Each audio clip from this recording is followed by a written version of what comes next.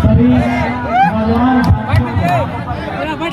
यहाँ के तमाम संस्थानों में अपने कॉम्पिटिशन और शिक्षा को हासिल करने वाले, अपने घर से कोसों दूर जाकर पढ़ाई करने वाले सभी नौजवानों को मेरा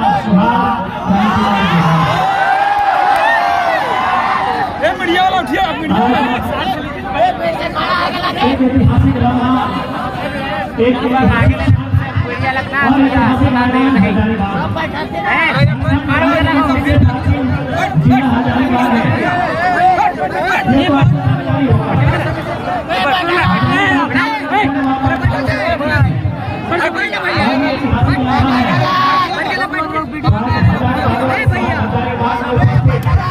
जितने भी लोग आज इस बदलाव संकल्प सभा में सुनने के लिए आए हैं और जो आयु में, क्योंकि सभी का नाम लेना आसान नहीं होगा, तो जितने भी लोग जो यहाँ आए हैं जो आयु में हमसे बड़े हैं उन्हें मैं एक साथ चरण स्पर्श करता हूँ, नमन करता हूँ, वंदन करता हूँ। और ऐसे नौजवान जो आयु में हमसे छोटे हैं उन्हें मैं ढेर सारा आशीष देता हूँ, अपना प्रेम, अपना दुलार देता हूँ। आज जैसा कि आप सभी जानते हैं विगत 1.5 सालों से लगातार झारखंड के मुद्दों के साथ हम लोग आंदोलन कर रहे हैं। कुछ सफलताएं, कुछ असफलताएं, कुल मिलाकर मिला जुला परिणाम हमें दिखा। बहुत सारे लोगों ने कहा ठीक है, आपने कहां से बोल रहे हैं?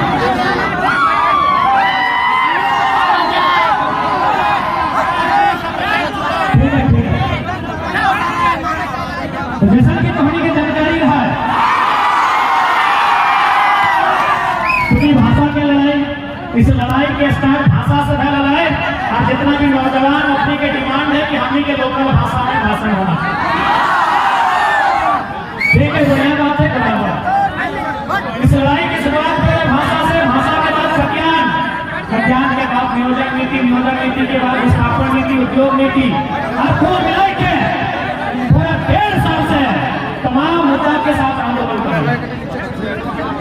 अपन बात करने से पहले धन्यवाद स्थानीय आयोजन समिति का, विशेष धन्यवाद यहाँ पर जितने भी लोग जुटे हैं। मैं फिर अपनी भाषा में वापस आऊंगा चूंकि धन्यवाद का समय है। जितने भी लोग जुटे हैं, अपने काम काजों को छोड़कर यहाँ तक आए हैं, आप सभी का बहुत बहुत धन्यवाद। मैं धन्यवाद देना चाहूंगा लोकतंत्र का चौथा स्तंभ, press media, print media, digital media, electronic media, जिनके माध्यम से आज इस कार्यक्रम को, जिस पर निगरानी रखी गई है, मैं स्थानीय थाना प्रभारी, जिला प्रशासन, बहुत बहुत धन्यवाद। जितने भी पुलिस के जवान आए हैं, आप सभी का धन्यवाद। दोस्तों, सभी जाना और बुझा कि भारत एक ऐसा देश लगा है जगह में विविधता है। विविधता यानी सब एक जैसा नहीं, सब में कुछ न कुछ अलग अलग परिभाषा है। सबसे निवेदन है कि वैसी ना भाषा बुझने में कोई दिक्कत नहीं है, पीछू से भाषा में कोई दिक्कत नहीं है। तो सभी जाने कि भारत देश जब भारत देश अंग्रेज से आजाद हुआ तो सबसे पहले 1953 में फैजल अली आयोग के गठन करा और अलग राज्य बनाए के प्रक्रिया आरंभ हुआ। 1956 में वो अधिनियम बनले और सबसे पहला राज्य जो भारत देश में बंटवारा हुआ तमिलनाडु से आंध्र प्रदेश के रूप में सन 1953 में आधार किया भाषा तमिलनाडु खाते तमिल, आंध्र प्रदेश खाते तेलुगु। यानी भारत देश के जो सबसे पहला विभाजन हुआ लड़ाई लगले भाषा ओकरे आधार पर भारत देश में पहला राज्य विभाजित भई के अलग भले। धीरे धीरे समय बढ़ले 1960 में फिर से वापस महाराष्ट्र जगह नाम कभी बॉम्बे है, गुजरात और महाराष्ट्र में विवाद हो फिर वो स्टेट अलग भई गए, एक के नाम भई गए महाराष्ट्र, दूसरा के नाम भई गए गुजरात। कारण की है 1966 में पुनः पंजाब और हरियाणा आपस में अलग भई गए। कारण की है यानी कुल मिला के जितना भी राज्य अलग भला है यह खातिर अलग भला है कि हमारे राज्यवासी के उस राज्य में सम्मान मिला। आज चूंकि हम भले नेता सब के राजधानी रांची लगो, चूंकि हमारे विधानसभा हो तो नेतवन के राजधानी रांची लगो, लेकिन पढ़े वाला गिद्धवन के राजधानी हजारीबाग लगो। एक बार क्लियर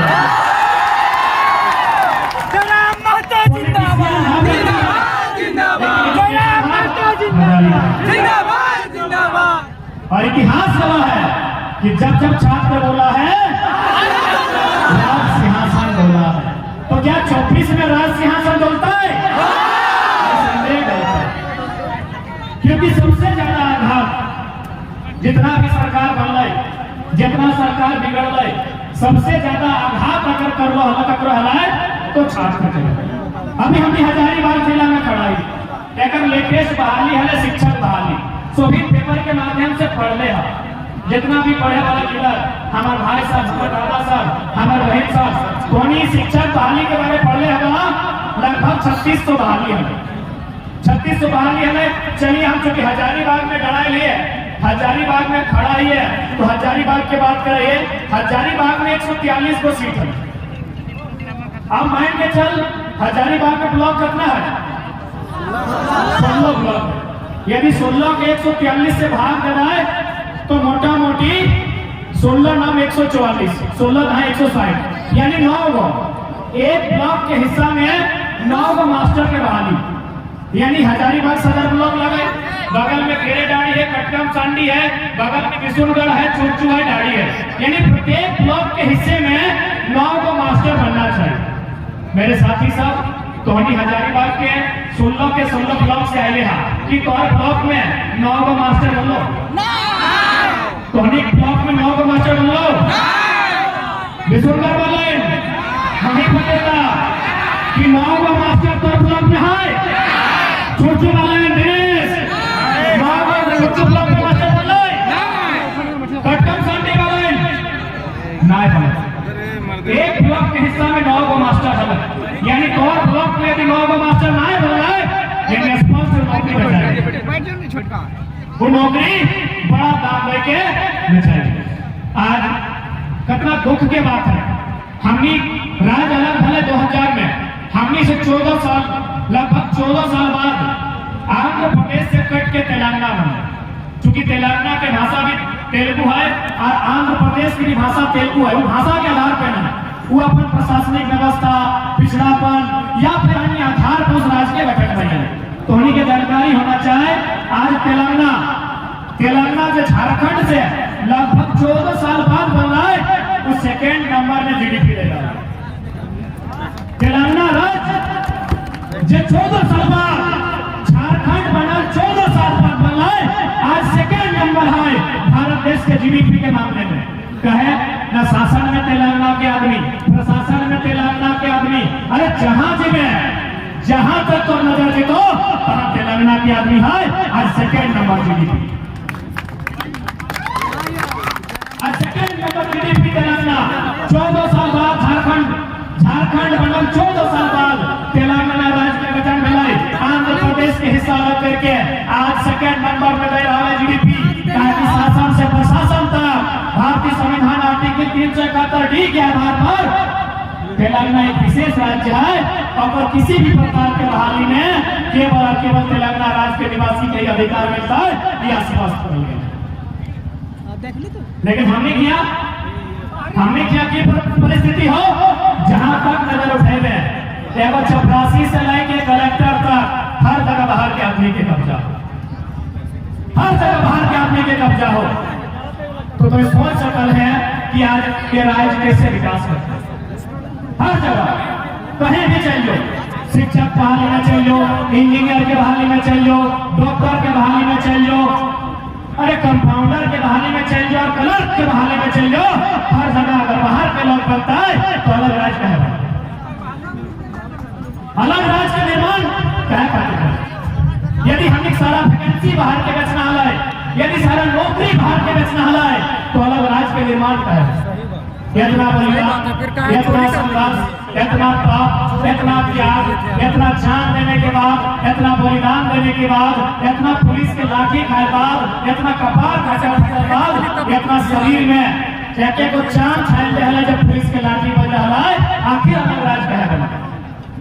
अलग राज्य है कहते बन रहा है कि हमने के 12 लाख माई को बाहर खड़े जीते, चूंकि यहाँ जैसा कि हम देखे पाओ भीड़ में बगोदर ब्लॉक और विशुनगढ़ ब्लॉक के बहुत सारा अभिभावक और छात्र रहे हैं। तो उन्हीं की जानकारी होना चाहे पूरे भारत देश में यदि सबसे कंप्लायंट कहीं है तो झारखंड के बगोदर और विशुनगढ़ ब्लॉक में।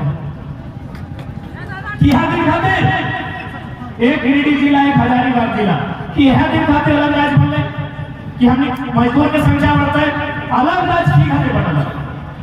साफ शब्द में बताइए कि अलग राज्य का गठन क्यों किया गया था? अधिकारी की संख्या बढ़ाने के लिए या मजदूरों की संख्या बढ़ाने के लिए? अधिकारियों की संख्या बढ़ाने के लिए, शिक्षकों की संख्या बढ़ाने के लिए, अभियंताओं की संख्या बढ़ाने के लिए, चिकित्सकों की संख्या बढ़ाने के लिए, वकीलों की संख्या बढ़ाने के लिए, ब्यूरोक्रेट्स की संख्या बढ़ाने के लिए अलग राज्य लिया था। लेकिन यहाँ तो उल्टा हो रहा है, दिन प्रतिदिन मजदूरों की संख्या बढ़ रही है। इसलिए आज जितने भी नौजवान, अभिभावक, माताएं, बहनें, महिलाएं इस मंच तक, इस बदलाव संकल्प सभा तक, ऐतिहासिक मैदान गांधी मैदान तक आई है, आज उन्हें संकल्प लेकर जाना होगा। इस राज्य में अगर बदलाव लाना है तो 24 हमारे लिए निर्णायक होगा। 24 हमारे लिए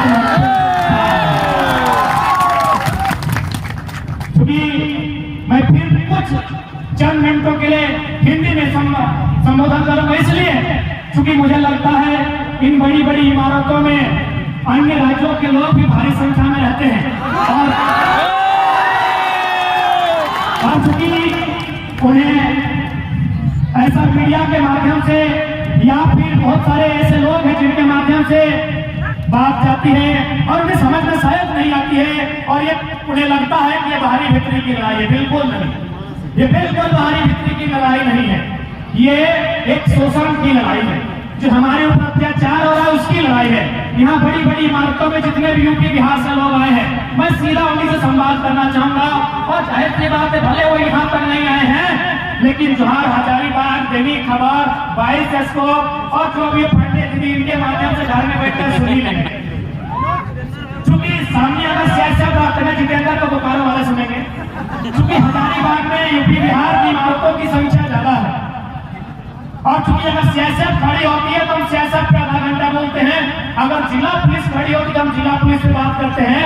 आज हम यूपी बिहार पे ही बात करेंगे क्योंकि हम विवाद नहीं चाहते। हम अपना विचारधारा को स्पष्ट करना चाहते हैं कि हमारी लड़ाई यूपी बिहार के खिलाफ नहीं है, हमारी लड़ाई भारी भीतरी की लड़ाई नहीं है, हमारी लड़ाई है हमारे अधिकार की लड़ाई है। आज जितने भी लोग मीडिया के माध्यम से सुनते हैं कि भारत एक संवैधानिक देश है, कोई कहीं जाके रह सकता है, फंस सकता है, और अच्छी बात है, लेकिन ये केवल झारखंड में ही क्यों? आज जितने भी यूपी बिहार के लोग, क्योंकि उनकी संख्या ज्यादा है और ब्यूरोक्रेट्स में उनकी संख्या ज्यादा है, उनका दबदबा है, इसलिए साफ कहते हैं। आपके तो बंगाल में भी है, हमें एक भी आंदोलन दिखाइए बंगाल की गलियों में जो अपने अपनी भाषा और अपने अधिकार की बात किया। आपके लोग महाराष्ट्र में हैं और हजार में नहीं लाख में हैं। आप बताइए कब अपने महाराष्ट्र में आंदोलन किया? आपके लोग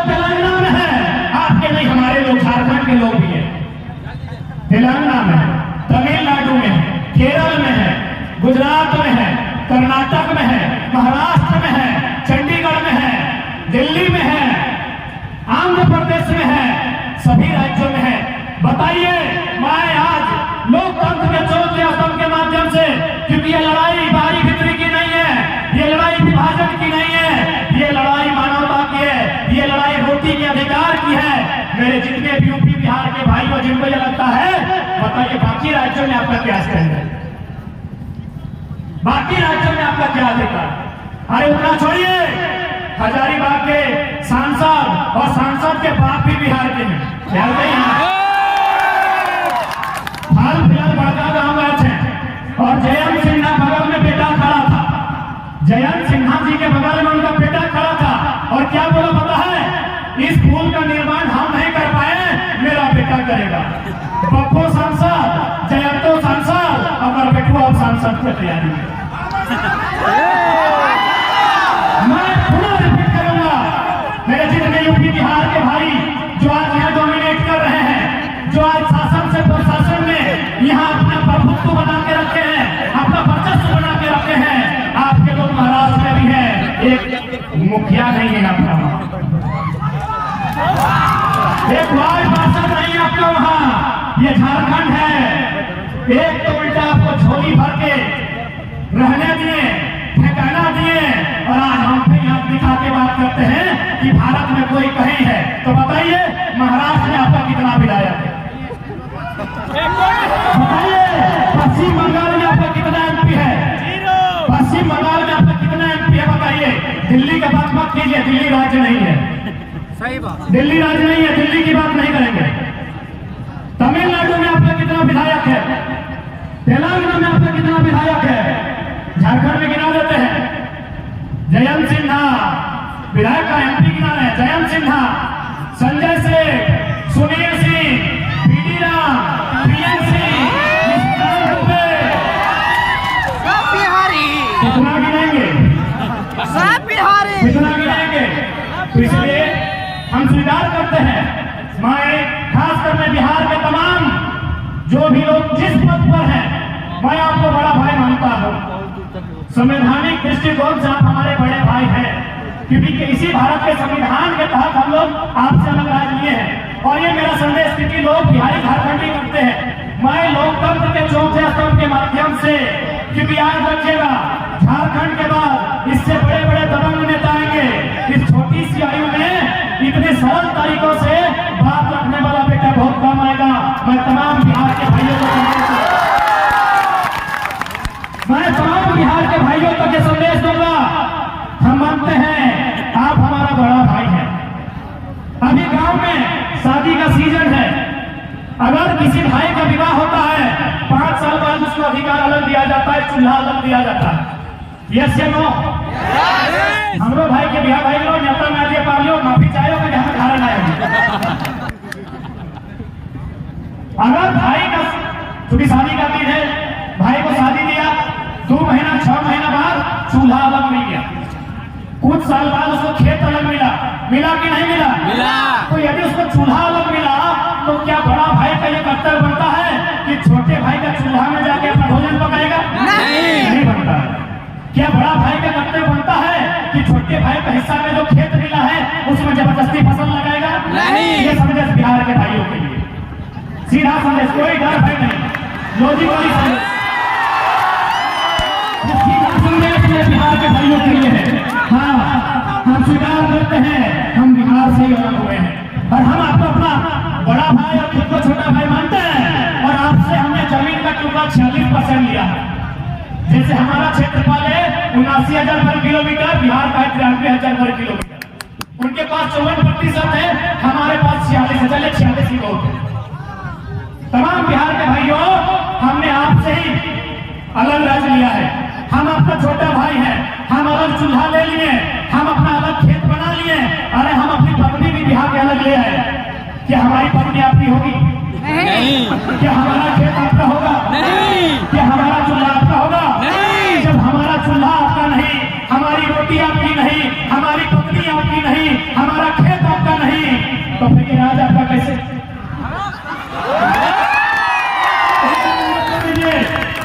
एक लाइन में कर दीजिए। इसीलिए भगाने की लड़ाई नहीं है मेरे बिहार के भाइयों, ये भाई भाई में लड़ाई की बात नहीं है।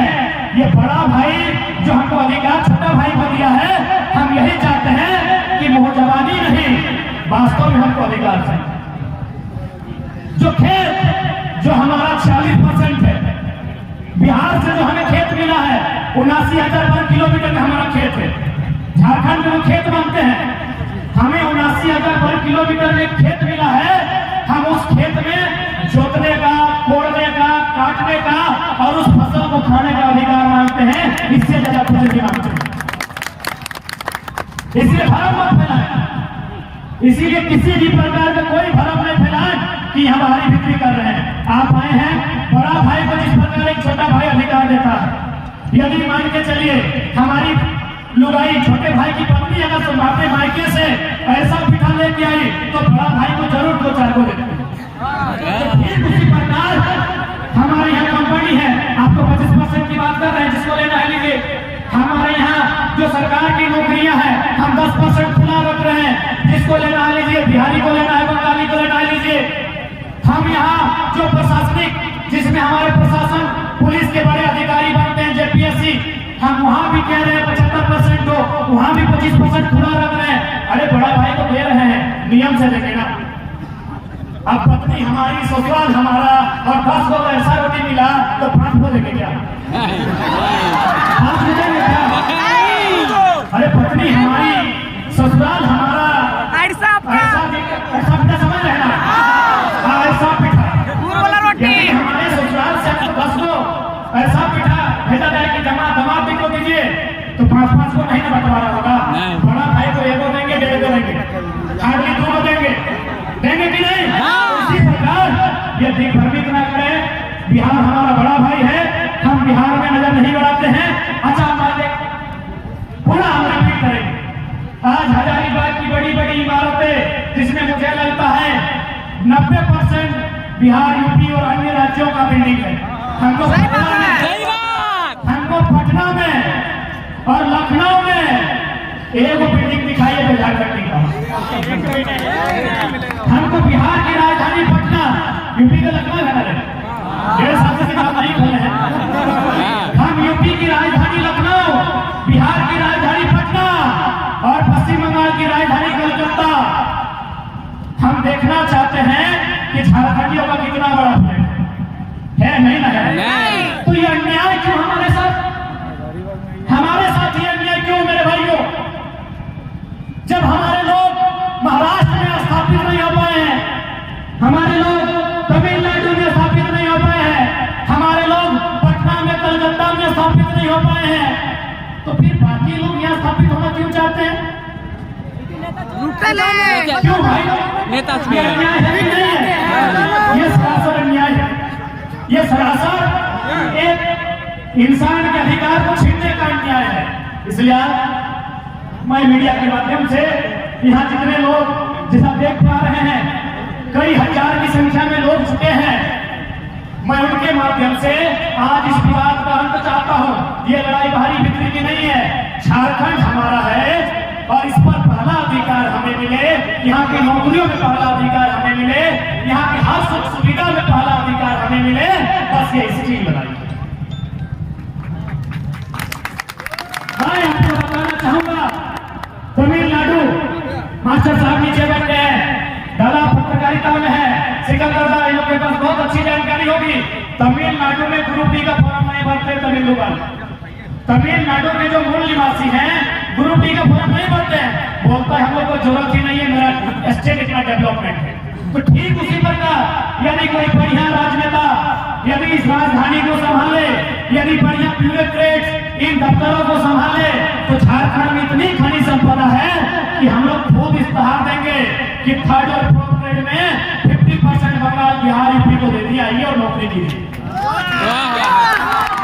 आपको जानकारी होना चाहिए मेरे साथियों, जैसा मुझे सूचना मिला है तमिलनाडु में जो रेलवे का DEF लेवल का होता है नहीं भरते हैं, क्योंकि वह स्टेट डेवलपमेंट स्टेट है, GDP देने वाला स्टेट है, वहाँ रोजगार का साधन है।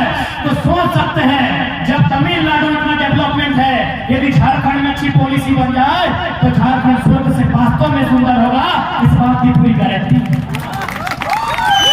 हम लोग खुद फोन करेंगे कि मेरा दो दोस्त इंस्टाग्राम के माध्यम से पटना में दोस्ती हुआ है, फेसबुक के माध्यम से 2-4 बंगाली लोग से मेरा दोस्ती हो गया है। हम खुद फोन करेंगे कि मेरे राज्य में वैकेंसी आया है, तुम फॉर्म भरो, फिर भी हम करेंगे।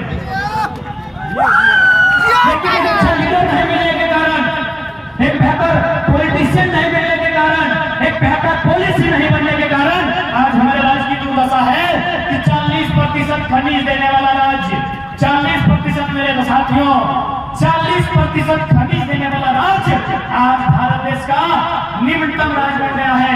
शिक्षा की बात करें, रोजगार की बात करें, पलायन की बात करें, विस्थापन की बात करें, कुपोषण की बात करें, गरीबी की बात करें, हर तरह से ये सबसे निम्न पायदान पर खड़ा है, ऐसा राज्य बन गया है। इसलिए आज बहुत सारे लोग कहते हैं